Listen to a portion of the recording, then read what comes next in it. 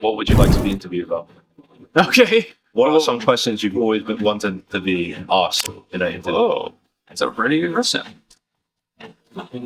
Wow. Okay. Do you want me to answer that on video, or do you want just do it now? Because the music's on right now, so obviously. All right, yeah. We can answer that later. Yeah. All right. Sweet. It's a really interesting question. I'm gonna have a little think about that while the music gets turned off. Yeah. Just pretend I'm like a Vice interviewer or like, some Fox News or something. Okay. My answer to that question, unfortunately, is going to be thrown back on you a little bit.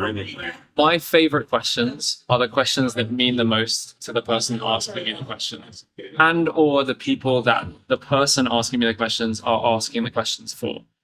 So, what's the biggest question you've got for me? That was such an unfair way of answering the question. You basically just turned it back on it. While we chat, by the way, it might be worth doing like a shot like from over my shoulder at you, and then a shot doing the same thing from over the shoulder, just so you have a couple of different shots for yourself. Yeah. And then if you are literally come here, because the view from where I am is nice. Of all of the times, you said your journey was long to this point, from zero to hero. Yeah, I came from Bromley. It was like 2 hours. Bromley, 2 hours from London. Yeah, no, I'm kidding. But yes, it's been a long journey. Yeah. Oh, right, yeah. So, of your long journey, I'm sure that there's a lot of times that you wanted to give up, right? And sometimes you've come close to giving up. Right? Yeah. Maybe. Yeah. Sometimes, maybe. Yeah. Okay. So, of all of those times, what made you not give up?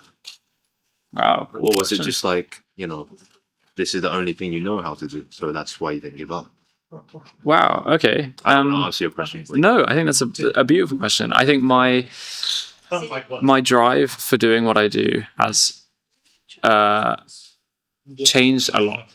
So in the beginning, I just wanted to travel, and the travel was good enough for me to put in the work that was difficult or hard. And so the journeys that I took and the people that I met along the way was perfect, and all I needed, and was the greatest answer.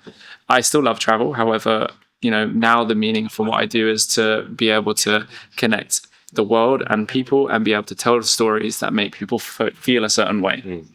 And so, yes, I do regularly have moments where I'm struggling or like don't want to do what I do / want to give up. However, I think the most important thing for me to remember constantly is that there's a bigger purpose for what I'm doing. And when I eventually finish whatever I'm working on and struggling with, there's going to be something brilliant at the end of it. So I guess that's the way I get out of it, for sure. I see. So the way you get... Oh. Sorry about that. Sorry, mate. That's our fault. Sorry. We have to drive the line away. So then, I guess the question that's natural to ask after that is... You said you started with photography.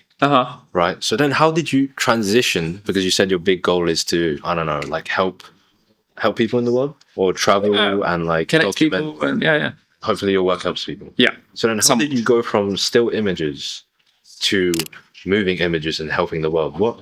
I know it was a long time. Yeah, good question. Great question. How did I go? Yeah, it felt like a natural progression.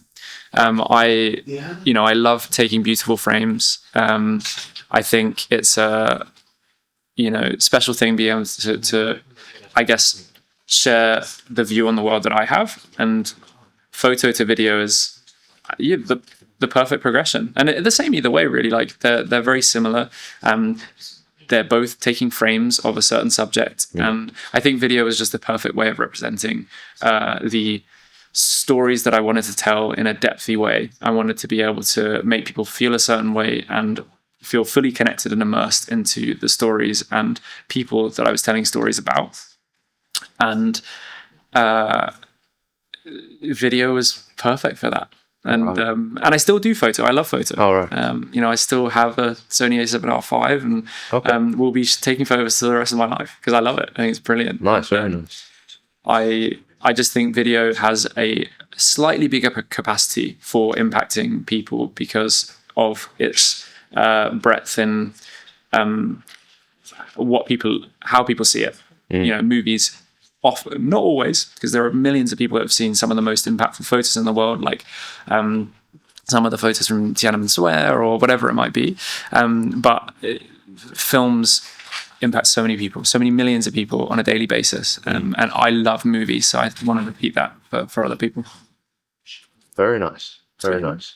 Yeah. And I have a question, the cameraman question. Yeah, let's go. Of course. If you had to change something about your journey, or had to do something different, or something that you regret maybe before, but maybe it has changed, what would that be?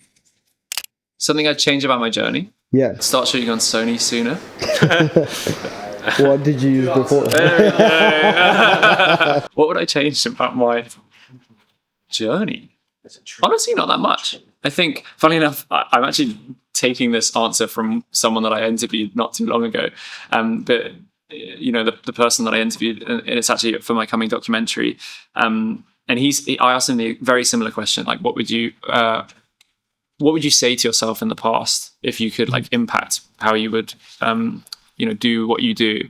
And he just said absolutely nothing. And I think I agree. I think what I've gone through has helped him like get me to where I am today. And if I didn't do that, do all of the things that happen, whether they're good or bad, I wouldn't be where I am. So not too much.